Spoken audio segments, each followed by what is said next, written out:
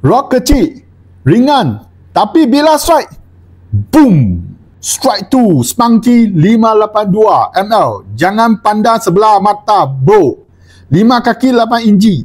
Pendek sikit, tapi baling tetap jauh. Light and easy, sesuai nak mic tebing, kolam, parit, semua boleh. 8 sampai 12 pound. Lure 5 sampai 20 gram. Haruan, subarau, siakap, semua boleh fight. Fast action. Hujung rock sensitif. Hook terus lekat bila ikan sambar. Blank solid carbon. Ringan tapi tahan henjutan. Guide smooth. Breather friendly. Tak ada sangkut-sangkut. Street style design. Warna dan grafik dia memang stand off gila.